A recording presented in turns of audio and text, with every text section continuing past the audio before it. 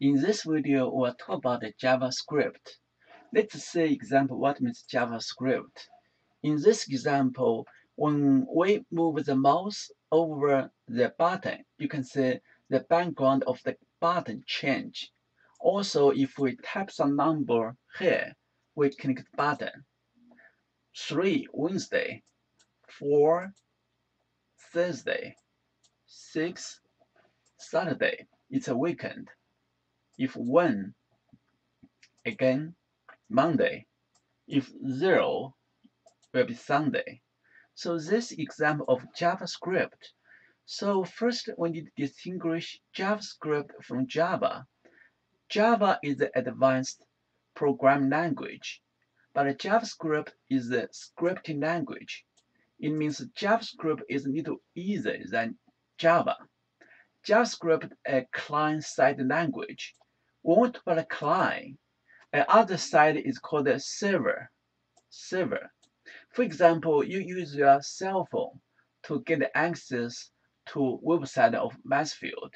Your cell phone is client, and on the other side we have Mansfield server. So JavaScript only work with client side. It cannot get access to the server. HTML focuses on content and structure. CSS focuses on presentation, and JavaScript provides interactivity. So why do we need Java? Because we want to make our web page more responsive. We have a term it's called events. What means events? When user click a button, or when user move a mouse over a link, all those are called events. Like this example, we move the mouse over a button, or we click the button. Those are called events. So JavaScript can make our web page responsive to those events. How to include JavaScript in our coding? We have 3 ways. First way in the head section. Here we have a new tag or script. So we have a script, we need to close it. So first way, we include a script in the head section. Second way, we include in the body section. Or we can include inside the external file. You can say we have a JS. JS means a JavaScript file. So we use src. So let's say example. First, here, we include the JavaScript in the head section. For we have script, and then we need to close it.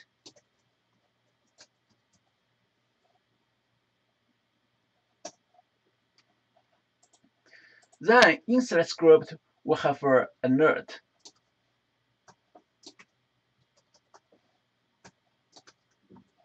Okay, then we finish the JavaScript coding. It's very easy, right? Let's save it and run it. So what do we get? We need to allow block content. We get the pop window. It's the hello. So this is a very simple example of JavaScript. We just open a pop-up window. Then we display this message. You can change the content. In this example, we put the JavaScript in the head section. We can put the JavaScript in the body section on the button. We save it, run it. Something, we get hello. Or we can put here we use JavaScript, but we can put the coding inside the external file. So let's create a new file, and we copy the comment. The alert is the comment. We copy this to this new file. So for this new file, we need to save it as, remember this file should be in the same folder as your code.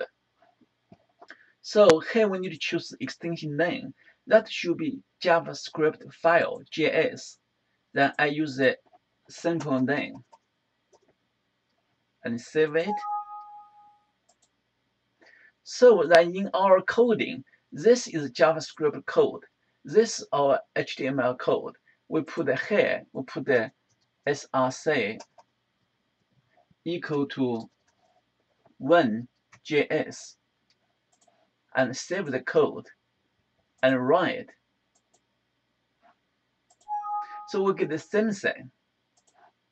So those are three ways: in the header section, in the body section, or inside the external file.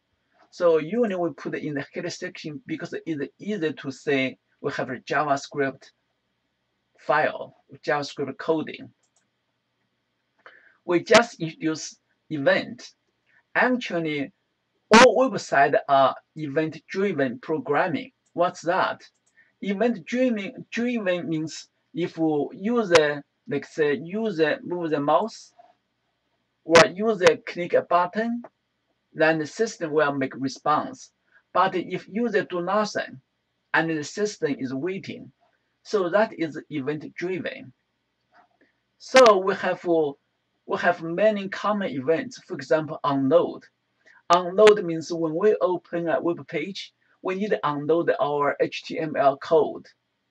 Unconnect, just like we connect a link or we connect a button. Unsubmit means we submit a form. Unfocus, unblur means when an element get focus or lost focus. Mouse over, mouse out just means when we move the mouse. So let's see examples for all those events. First, about the unload. Because unload is about to unload all the code, we should put it in the body section. We should put it in the body. So it means the unload is the property, is the event of body. We have an unload equal. Then we need to have some coding here. We use alert. So we want to display something. So we display unload. And we need to delete this and save it. Means when we open this web page, we suppose because we need to unload those code, then we trigger an event, then we display a pop window, displays unload. Let's run it. Unload. So that is the event. So this example is an unload example. Then we have unclick. So first I need to delete this. Then let's create some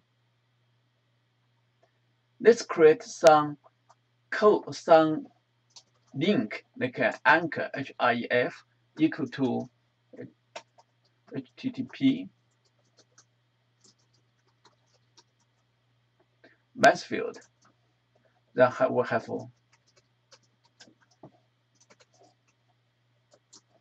this is a link we learned before.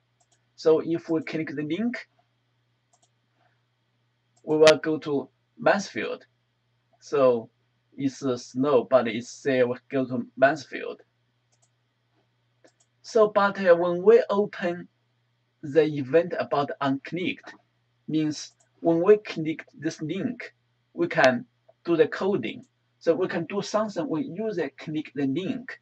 So we have an event for the link on click. This means when user click this link, we can trigger an event, then we can coding, make some response.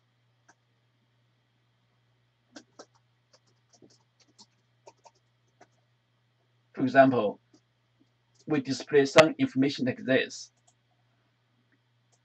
Then let's try it.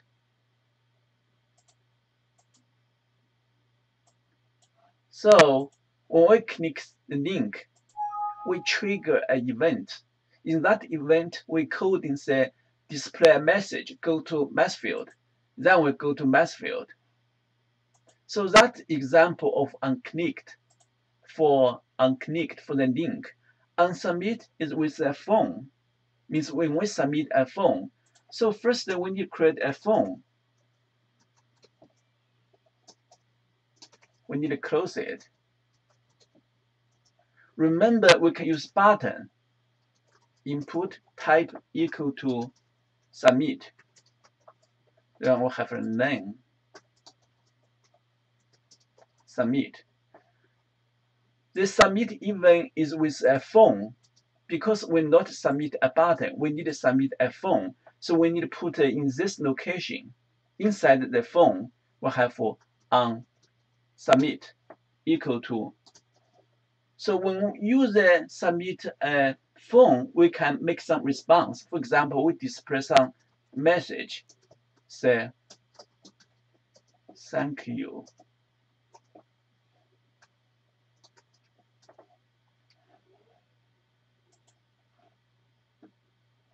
Okay, and let's run it.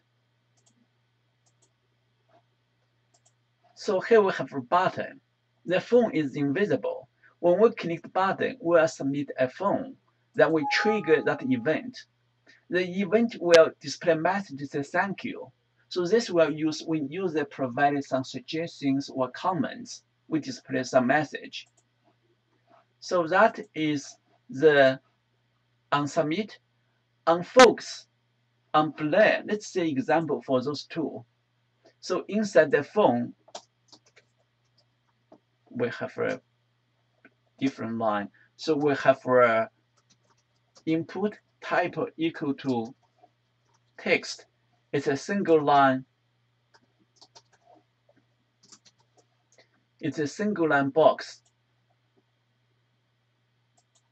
Then we have the on focus, means when this single line box get the focus, we can do something. So we have on focus equal to, we display a window. Say I got the focus.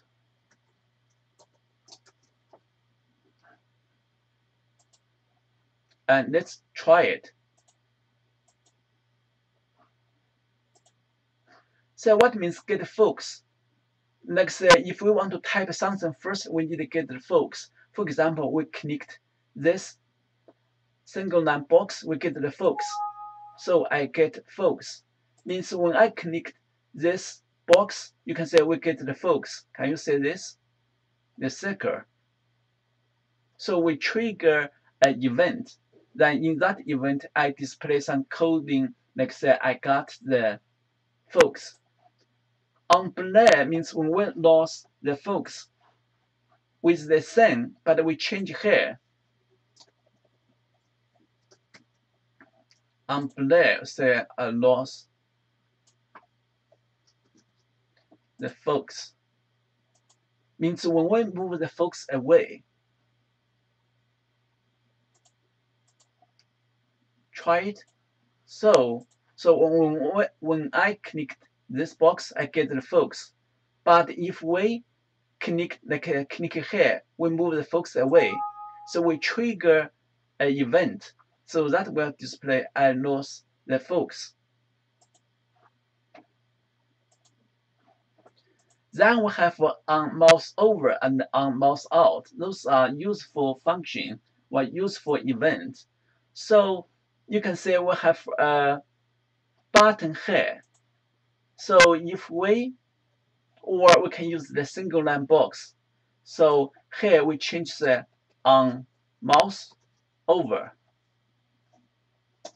It means we move the mouse over the single line box, we display something.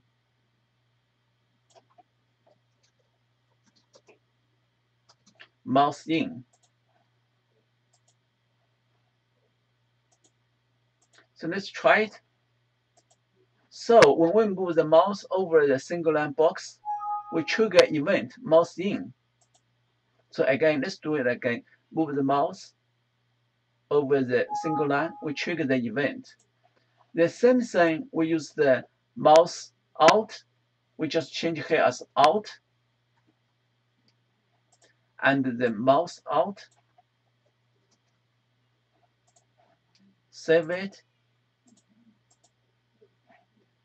So when we move the mouse in, okay, when we move out, we trigger event, mouse out. You can say actually we trigger this event twice. Do it again. Move in. and move out. So that is mouse out. So you already say this alert is a comment. It means please display this message in the box. Also, this is important. JavaScript is case sensitive. If you write like a uppercase, it doesn't work. You have to write a small case. So because it's a program language, it's more strict than HTML. Also, let's do another example for the click. So you can say we have an alert going anywhere, not so fast, we have a return false. How to use this? Let's try in our coding, we have a link here. So going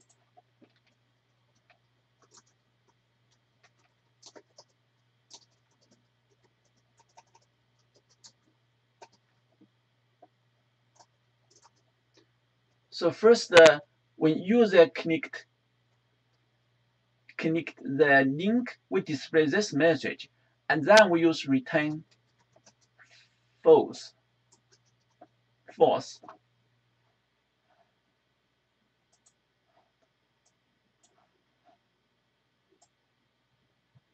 So let's try it.